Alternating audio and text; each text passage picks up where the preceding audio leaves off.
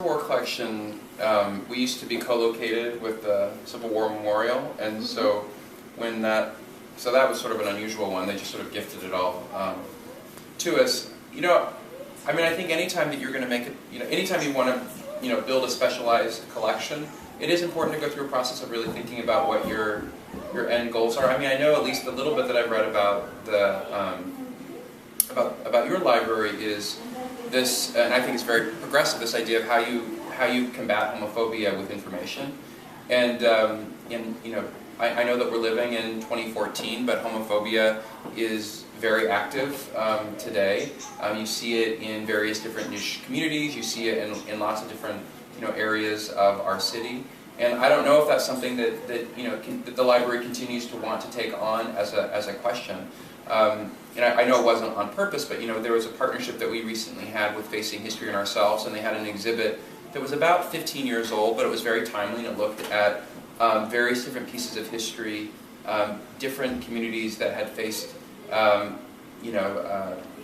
being ostracized for the color of their skin or religion or whatever it is. I found it really interesting that that LGBT people were not profiled in the exhibit at all. They did later go back and sort of add it as an add-on, but one of the things that I definitely see, in some of these traveling exhibits and conversations about dehumanization in general and the various different pieces of our U.S. history about certain groups and how they've been treated, that oftentimes actually our history is left out, and that in itself is sort of it's interesting to me that. In conversations around race or gender or culture, sometimes the issue of homophobia doesn't come up as readily. I don't know if that's something that the archives might want to take on as a as a project. Is how we just bring visibility to our history as part of the larger conversation of Chicago's history, and that might be a place to look too. And Chicago's art world. Mm-hmm. Some of the most powerful things we have in the archive and in the special collections are these incredible artworks.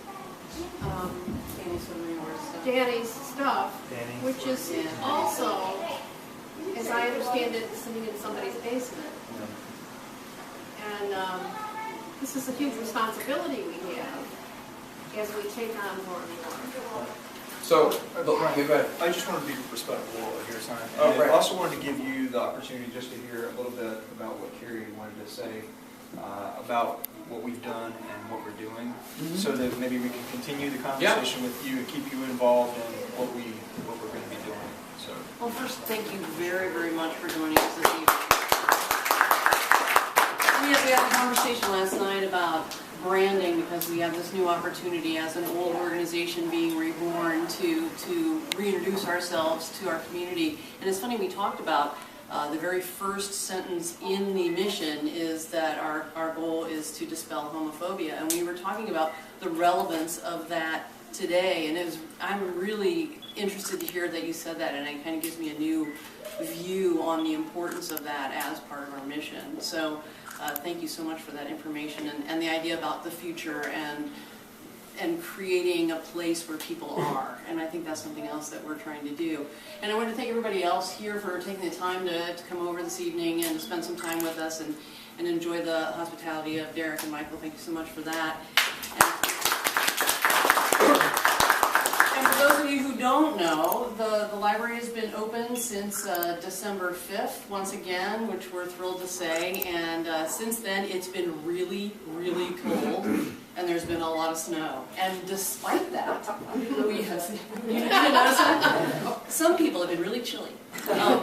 We've had so many people come in, and it's really exciting. We had somebody waiting at the door our very first moment that we opened, returning 5 books that they had had from 18 months previously when we opened this organization. It was so awesome. So he wanted to take out some more books, and he said, well, when do I have to bring them back? And I said, whenever you're finished reading them, because I was pretty sure he was going to do that. One of the other things we've seen is a lot of high school kids coming in with their parents, researching for the Chicago History Fair, which is really awesome. And to see them coming in with their, I get like goosebumps, because when I was that age, I took out from the Dayton Public Library so many books on homosexuality that when my mother was like, "Are you going to take those back?" And I'm taking them back. I'm writing a term paper. I want to know about it. And that was 1973, so you know it was a big deal. So to see kids coming in with their parents is amazing. We're having the opportunity to host scholars. We've had people who are writing books. A professor from DePaul, a professor from Rutgers come in and look at the collections, and we're working with lots of people to try to rebuild the financial stability of the organization. Everything's in really great shape, surprisingly. Everybody who walks through the archives door, I think their first word is wow, which is really exciting. And we're moving as quickly as we can to reestablish ourselves in the community, to raise money, to do the kinds of things like digitizing. I know some things Tracy's very interested in. I'm sure she'll be helping us with as we go forward. And making sure that the collection in the archives and the special collections are available online or available for people. I mean, just creating the conversation on a box of stuff. This is something I'm sure that we will do, because we open these boxes and there's some really cool stuff in there. So it's a great time at the organization, and it's exciting. You can feel the excitement. People run into people who they haven't seen in a while, so there's that kind of community vibe that goes on a Saturday afternoon, and it's a really exciting place to be. And for those of you who haven't been there, please come join us. And if you want a special private tour, we can arrange that too. And I would be remiss, of course, as a board member, if I didn't remind you that we didn't charge you to get in, but we would like to charge you to get out. So if you have a checkbook with you and you got a pen, or if you don't have a pen, I have a pen, or if you want to go home and think about it later, you can go to gerberhart.org and click on the Donate Now button, and we'd be happy for your support. But even more than that, we'd just be happy to see you at the organization, and if you want to volunteer or shift, or if you just want to look around, please do come up and join us. And thank you again, Brian, so much. Oh, Norman. Oh, Norman. Would you remind those who don't come regularly our opening hours are? We're open Thursday evenings from 6 to 9 and Saturdays from 12 to 6. And I think as we get a little bit further into our reestablishment, we're going to try to find at least one weekday where we can be open for other researchers and people who are visiting as well.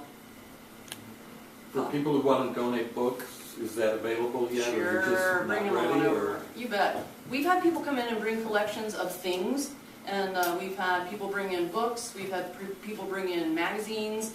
There's a lot of thought, I'm glad to say, of people being reminded that we're available and that we do want your history and we do want to share your legacy with everybody and with all the people who are yet to come, so they know what it's like to be us.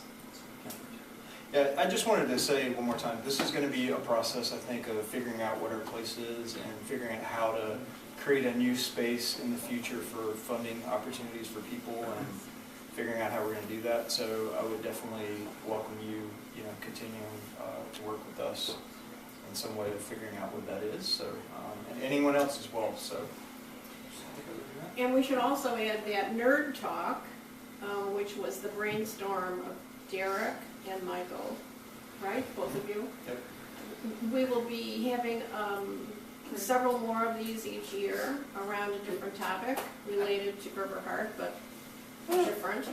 And also, we want to have a lot of fun. I think the next one's at my house, right? At your house, that's right, with Jill Austin from the Chicago History Museum. So Oh, you great. can come hear her perspective on history in the archives. Right, so I hope you'll come again. And if anyone has friends who sit on a board of a foundation or a corporation, or a relative who sits on a board, or you can give us a name and we will, come and treat them to lunch and talk. We just really need to raise money. We need to raise money so we can take care of all these precious collections. Well, I'm listening, and I love libraries, so they're one of the passions of my life. And as a lesbian child growing into a teenager, they're one of the safe places in the world to grow intellectually and find yourself. And you're all listening to everybody's ideas of what's going on. It's very exciting. But I'm thinking of 3 different organizational models that are successful in different sizes. The Newberry offers things like lecture series, courses where people pay to take the course. The course draws on part of the Newberry Library. So it pays for itself and it benefits the library. Everyone who takes the course usually throws $5, $10, $20 into the donation box when they come into the library, Newberry. That's a large organizational model compared to Gerber Hart. And the Newberry is an institution. It's very important. It's got very well-established archives and series. On the smaller modular side, Nell Taylor's wide open read-write library gets a lot of stuff that you would question whether or not you should throw it out in the next trash. But she invites the people who donated it to organize community activities around it, to have their own presentations and to give meaning to, in effect, to this new donation. And they do attract people, new people who've never walked into the library before. And the two other medium-sized organizational models I'm thinking of is the Leather Library, the Leather Museum, which they built from scratch. Those guys worked very hard, didn't they?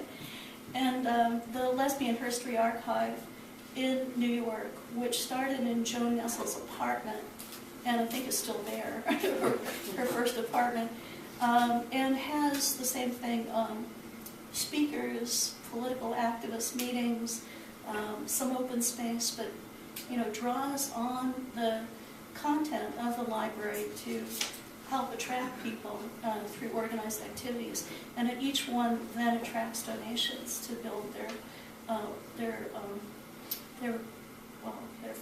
financial donor base and attract new equity. Good idea. Everybody is welcome to stay, Brian. I believe you have to book out, or are you on your way?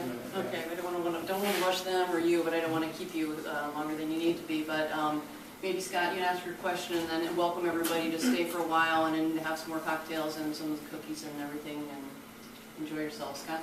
I just want to say, I've been involved with the library since '87, and then left after being board president.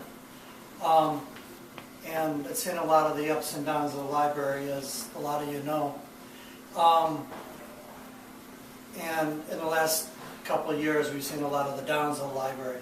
So coming here tonight and coming to the open house, a month or two ago, the library's on a good path, and it's really good to see what we're seeing, a lot of what we're seeing tonight. So as Carrie's saying, get the checkbooks out. I think now the time's there. I didn't bring a checkbook tonight, though. We know where you live. Yeah. but I do think we're on the right path now.